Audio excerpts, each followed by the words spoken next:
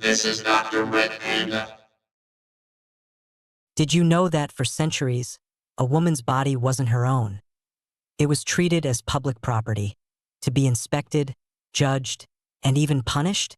In some societies, girls were forced to undergo what was called a virginity test. Old women, midwives, even soldiers would examine them to prove their so-called purity. No science, no mercy, only humiliation. If she failed, she could be beaten, exiled, or even executed. And the most shocking part? These rituals didn't vanish with the Middle Ages. Even today, some places in the world still practice them. I'm Dr. Red Panda. Today, we'll uncover how virginity became a weapon of power and how it continues to shape women's lives in the modern world. The obsession with purity.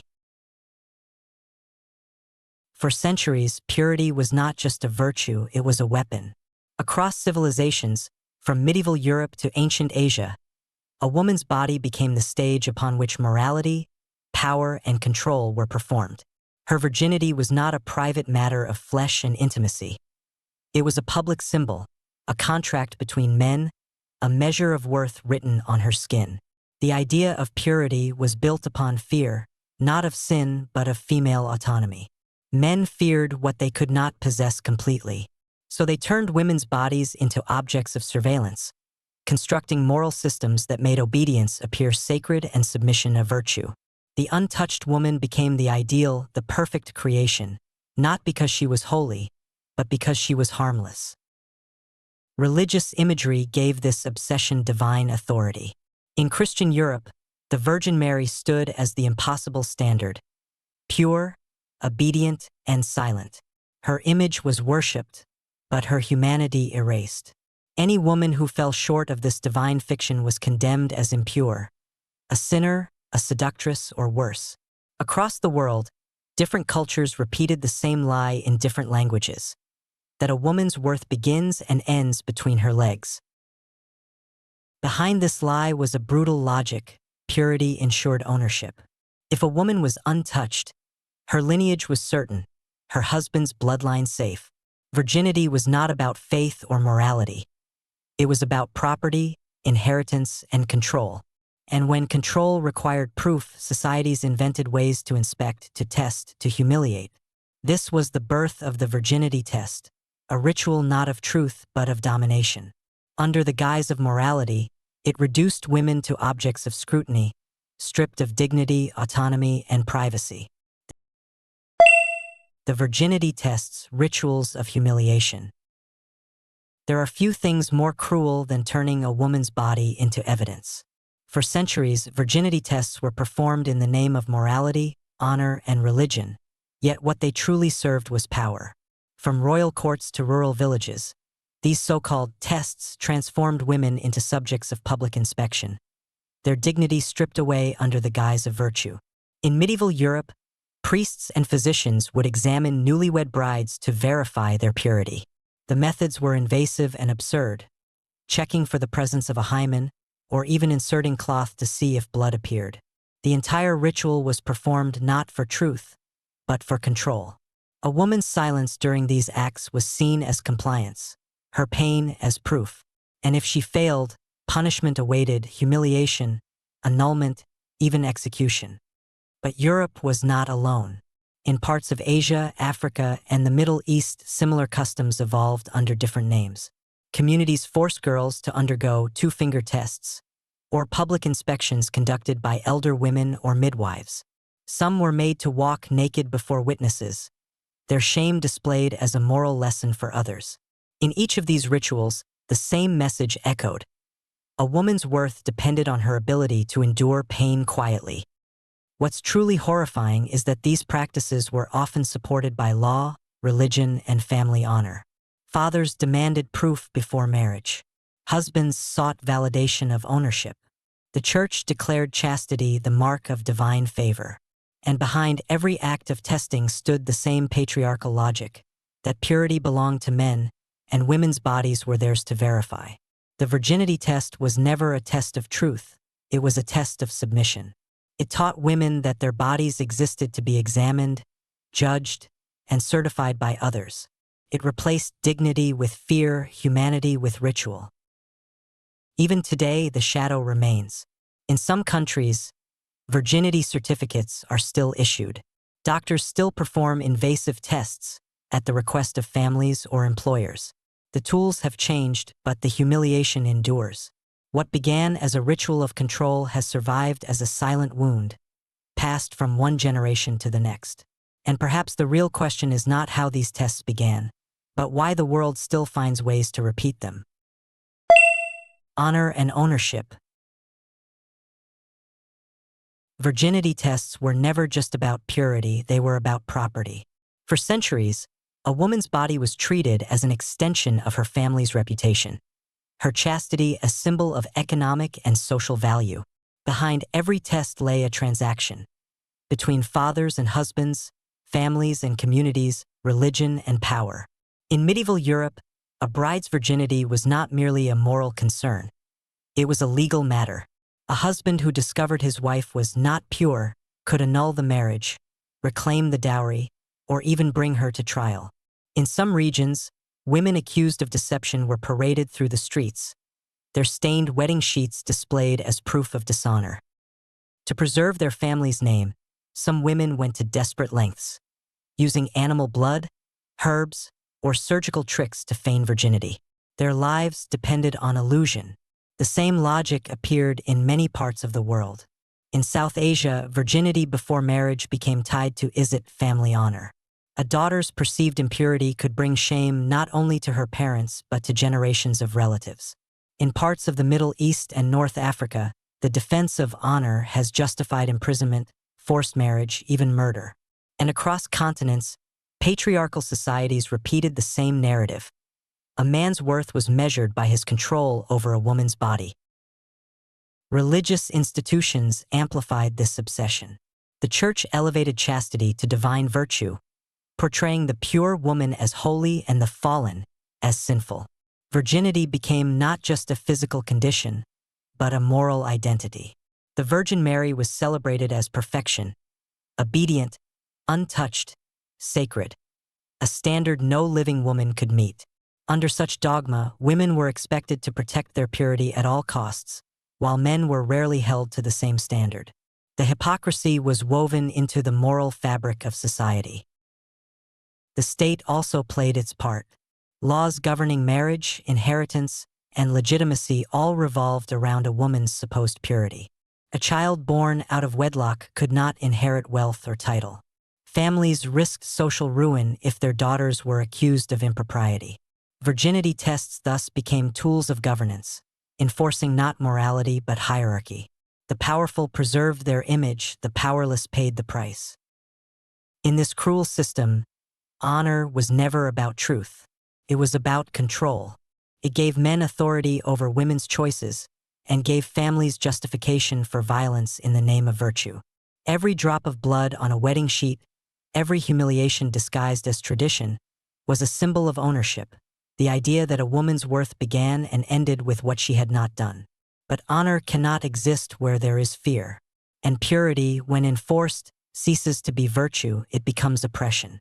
The tragedy of these rituals lies not only in their cruelty, but in their endurance. Even today, the language of honor still governs women's lives. In family expectations, in laws, in unspoken social codes. The methods have changed, but the ownership remains. The science of shame.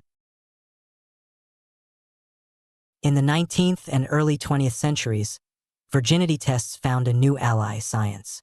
What had once been justified by tradition, religion, and honor now received the stamp of medical authority. Doctors, anthropologists, and colonial administrators claimed to study women's bodies, but their research often served power, not truth. Medical language masked coercion, transforming private violation into public investigation.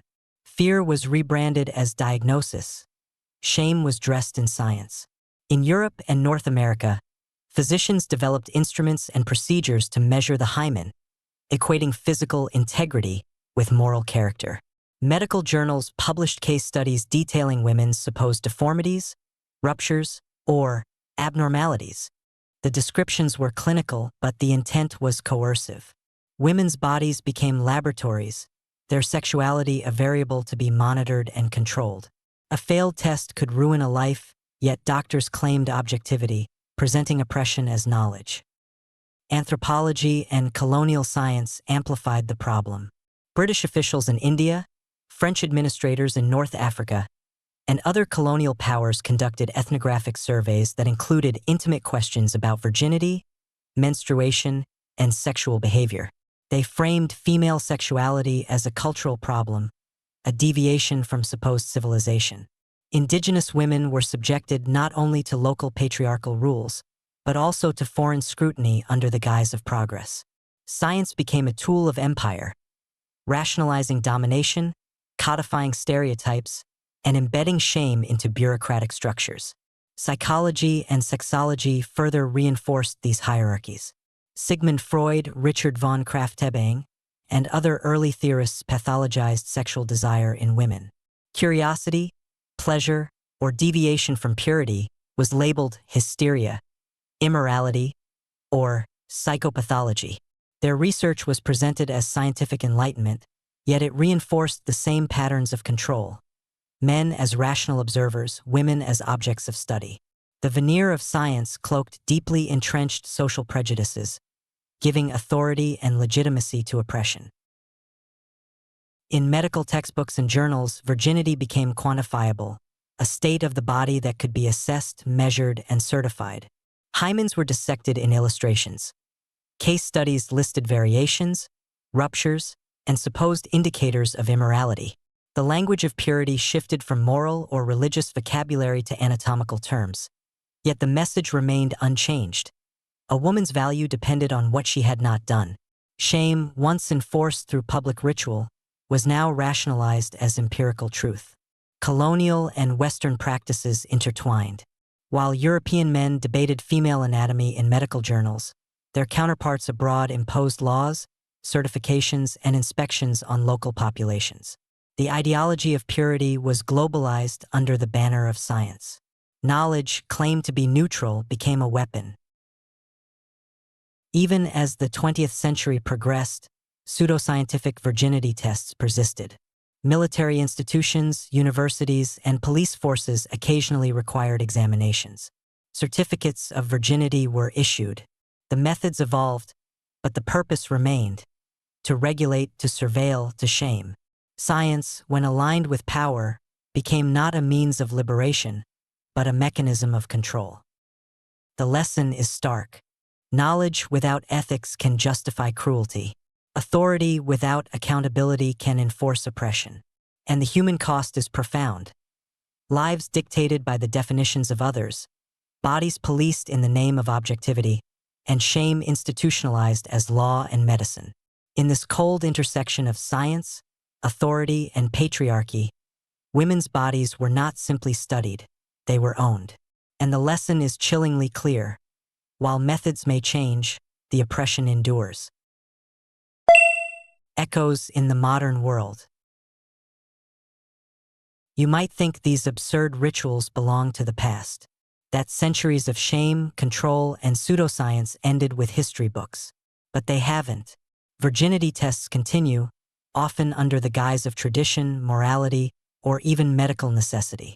Governments, institutions, and families still police women's bodies, proving that the mechanisms of control outlive the centuries that created them.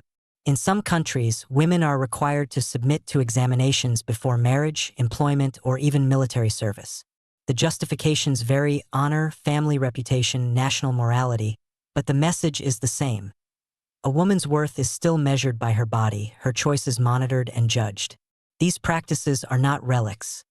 They are active, sanctioned, and enforced. And often, the women subjected to them have little recourse, facing humiliation, social exclusion, or even violence if they resist. Modernity has changed the methods, but not the power dynamics. Certificates, medical reports, legal pressures, and social expectations replace the wedding sheets and colonial surveys. Technology and bureaucracy have given oppression a new sheen, but the core remains. Control disguised as care, surveillance disguised as progress, shame disguised as protection. And yet, there is hope. Across the globe, women are speaking out. Activists challenge laws, expose abuses, and reclaim their bodies from centuries of ownership. Awareness spreads through social media, journalism, and grassroots campaigns. Silence is no longer the only option. I am DR.RED Panda. If your body has ever been defined by society, if your value has been questioned, you face a choice. Remain silent or raise your voice. History has long spoken in blood, certificates, and pseudoscience. Now it is your turn. Tell me in the comments. Will you speak or remain silent? And that's a wrap for this episode of the video. I'm DR.RED Panda. If you found this video helpful, don't forget to subscribe and give it a thumbs up. Until next time, take care.